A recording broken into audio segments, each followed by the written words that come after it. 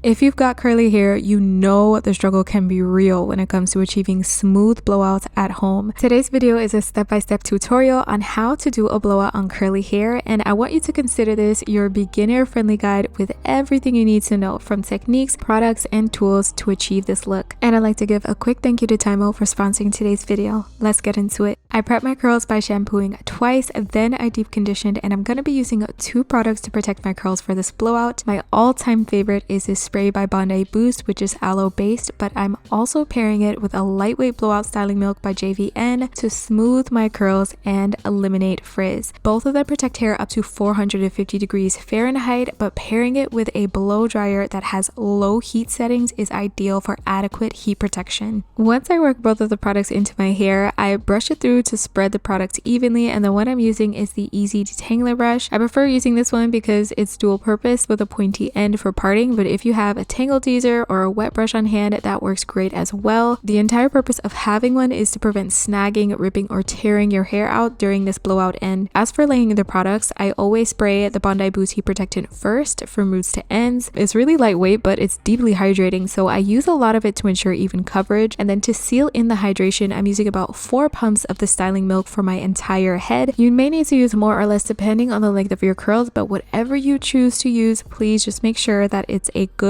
quality heat protectant. You'll need some clips to work in sections and to keep freshly blow dried hair from reverting back. Now I divided my curls into 7 sections. There are 2 at the crown area, 1 on each side, and 3 in the back. For curly hair, one of the best ways to get a smoother blowout is by keeping your hair wet, so keep a spray bottle handy to remist dry ends. I highly recommend using one that sprays a fine mist versus one that sprays out a ton of water. Fine mist sprayers help us to gain better control over the amounts of water we're putting on our hair. Use a high quality round brush. This is key to creating a smoother blowout. The one I'm using has a ceramic barrel with a 3.5-inch diameter, and larger brushes make blow drying long curly hair easier. I want you to keep in mind not to roll your wrist while you're using it though. You only need to roll your fingers. Not only is rolling your wrist unnecessary, but you could also end up hurting your wrist using it this way. To create the right amount of tension to straighten curly hair, you'll need to wrap your hair around the brush rather than letting it fly loose as you blow dry. If you feel a bit of resistance sliding the brush down, that's a good thing. That means that there's enough tension to straighten your hair, and I want to point out that there should be no pain as you're pulling the brush down. Pain might be an indication that your hair is stuck to the brush. Just gently unravel it and start over, and after you get used to that motion of wrapping your curls properly around the brush, we could start to blow dry.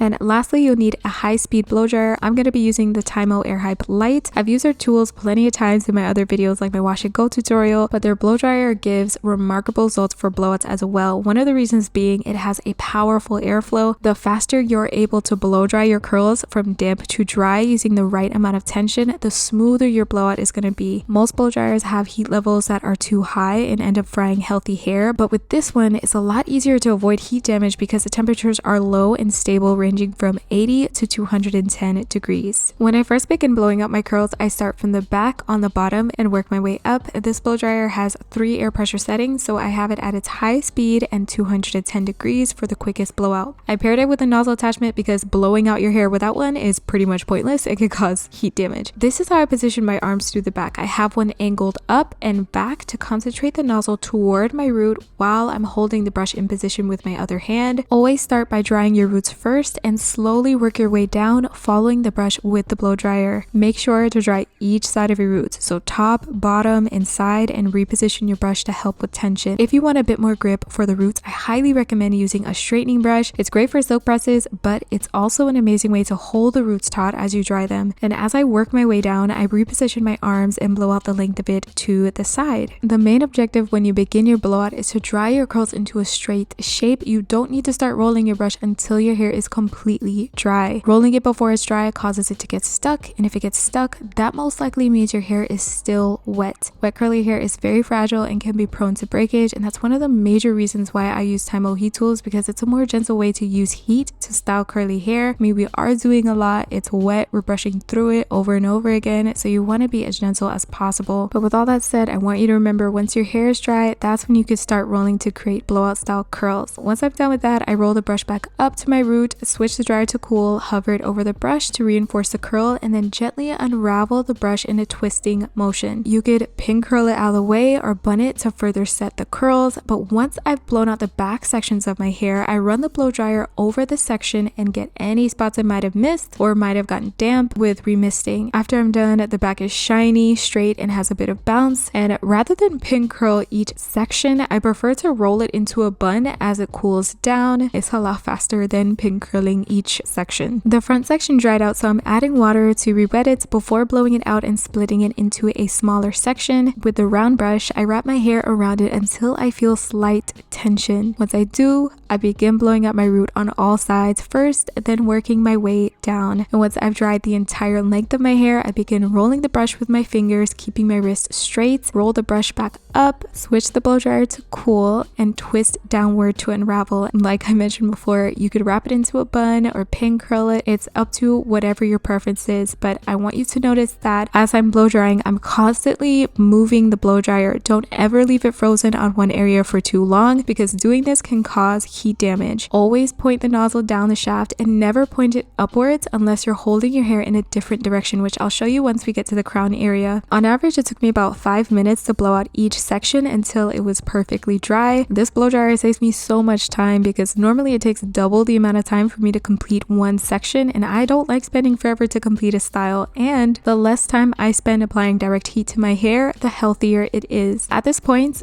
all you need to do is repeat each step until you finish your entire head. When you pull out a section of hair, keep it away from the freshly blown out section. You don't want it to revert. When you're breaking down your hair into smaller sections, just take enough hair that will fit around the brush. I took some sections that were way too large. Do as I say, not as I do. A good way to figure out if the section is small enough is to use the nozzle as a guide. So if it matches the width of the nozzle, it'll dry more evenly and faster. If this is your first time blowing out your curls, you definitely want to work in small sections until you get the hang of it. Once you feel like you've had enough practice, you can make the sections larger and get your blowout done quicker. But honestly, the curlier your hair is, the smaller sections you want to work with to get a smoother blowout. The arm that I was rolling the brush with was starting to get really tired, but luckily because the blow dryer is super lightweight, it helped to relieve some arm fatigue of the hand that I held the dryer in. If it's your first time, the arm that you're rolling the brush in is going to get very tired. So, be patient, take breaks until your fingers get a little bit stronger. For the crown area, I'll admit,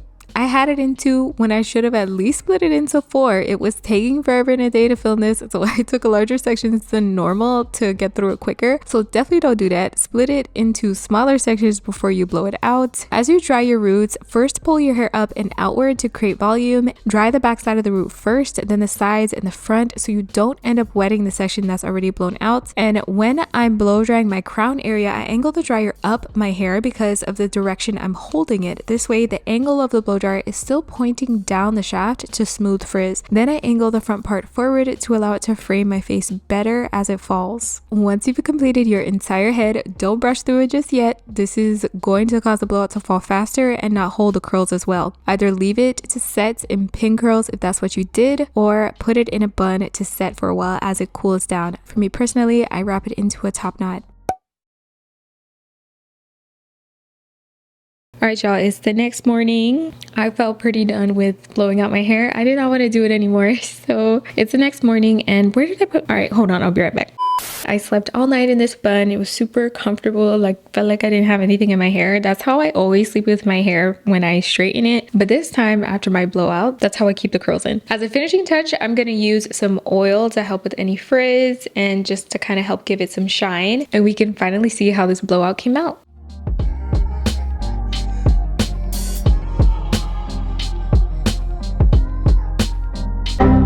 I was extremely happy with how this blowout turned out, and a lot of that was due to the fact that I used a high-speed dryer. You see this shine? It's ridiculous. I didn't even put any oil in it yet. One of my favorite things about this blow dryer is that it's excellent quality with a reasonable price, so it would make a great gift, especially with the holidays right around the corner, or even as a birthday gift. I didn't mention this earlier, but the oil I'm using is a homemade herbal oil to finish off my blowout, and although I left my blowout in a bun overnight to show you guys how well it holds the shape of it, leaving it to set overnight is completely completely optional. You can allow it to cool for 20 to 30 minutes before taking it down. And once I finish adding oil, I brush through it to help loosen up the curls a little bit. As for maintaining my blowout, it's extremely simple. I just wrap it in a top knot like y'all saw before, secure it in place with a satin scrunchie, and then I sleep on a silk pillowcase. I also add a little bit of oil to my ends every single night before I put it in the top knot. Quite honestly, I have not been able to get my blowouts to be this smooth at home without going to the salons. The biggest difference was pairing this brush with this dryer. I feel like these two together are like a match made in heaven. For these, it definitely made it so much easier, but there is a little bit of a learning curve. It's going to take a little bit of practice before you get the hang of it, but once you do, girl. For those of you who are curious, the products that I used to prep my hair before this blowout was the Vegan Silk Luxe shampoo by Pacifica. I also used the matching conditioner to comb it out in the shower. One of the most important steps for this blowout, a deep treatment mask. This one that I show you guys all the time, the Honey and Sage Deep Conditioner by Ali K Naturals. This one is my absolute favorite when I'm gonna be using heat on my hair, or if I'm doing some type of high manipulation style. This one helps to protect the elasticity of my hair because I always go back and forth from curly to straight. I'm not willing to sacrifice my natural curl just for a temporary style. Just in case you guys wanted to know, those are the products I used to prepare my hair before I got into this whole blowout. As for longevity, I keep my hair in this state for about 2 weeks. For those of you who ask me questions via DM on my Instagram, I'm not going to be answering questions through the DMs anymore. So if you want your question to be answered or you're curious about something, go ahead and leave them in the comment section below. I will get back to you as soon as possible. Go ahead and subscribe for more videos like this. I hope it helps you out. I'll see you guys next time. Bye.